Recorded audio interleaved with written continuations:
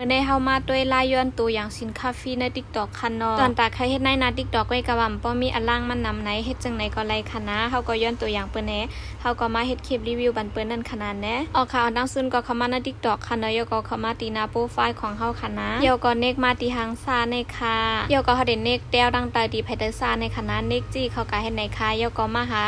ตีว่าตลาดสินค้าเตียนเป็นห้างซ่ายก็มีห้างอาป้องในคณะเฮาก็เนกเข้ากว่าค่ะเพราะว่าเฮามาเนกในแนวไหนแต่มีสินค้าให้เฮาเลิกนำค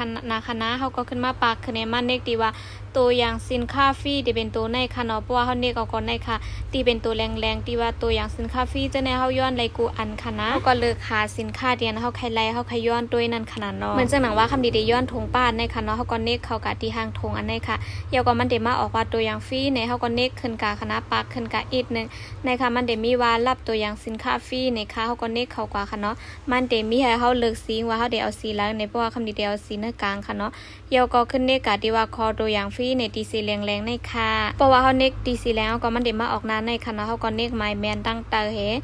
เยาก่อนเนกกว่าที่ว่าส่งในค่ะเพราะว่าเนกกะที่ว่าส่งแนวก็มันได้มาออกนาในค่ะเนาะนาในเฮาก็ย้อนยาวๆค่ะนะปันก็อยู่ที่เปิ้นค่ะเนาะเปิ้นก็จะว่าได้ปันกุล้านมังล้านก็เปิ้นปันมังล้านก็เปิ้นปันจังไหนค่ะนะเพราะว่าเฮาแค่ตัวเตียนเฮาย้อนเมื่อไกเฮาก็เตกะแถวดังตะว่าดูรายละเอียดในค่ะนะในค่ะเพราะว่าเปิ้นอนุมัติปันเฮาในก็ได้ตุ่มที่1ในก็มันได้มาออกไมล์แมนค่ะเนาะเพราะว่าเปิ้นจัดส่งตุ่มที่2ก็ได้ออกไมล์แมนค่ะเนาะเพราะว่าเปิ้นจัดส่งถึงเฮาก็ตุ่มที่3ก็ได้ออกไมล์แมนเพราะว่าเฮาลงวิดีโอปันเปิ้นเนาะมันผ่านเนาะนี่ก็ตุ่มที่4ก็ได้เป็นไม้แมนตั้งหมดในสีตุ่มที่เป็นไม้แมนตั้งหมดจังไหนคะนะใครดีใครเฮ็ดได้นะ TikTok อำไปป้อมีอันล่างนำในก็จามตัวไล่ในคันเนาะเพราะว่าเฮาย้อนตัวอย่างพี่เปิ้นมาก็เฮาได้เลยมาเฮ็ดคลิปรีวิวปันนั่นขนาดแน่มังล้านก็เปิ้นใจรีปันคันเนาะก้อยกับมังล้านก็เปิ้นปันก่อนค่ะเฮาก็จามย้อนตัวนั่นขนาดเนาะใครที่ย้อนยาวไล่5อำไล่ในก็ขึ้นมาลัดในกันเลยค่ะใครฮู้ลองสังในก็ทำไว้เลยค่ะนะ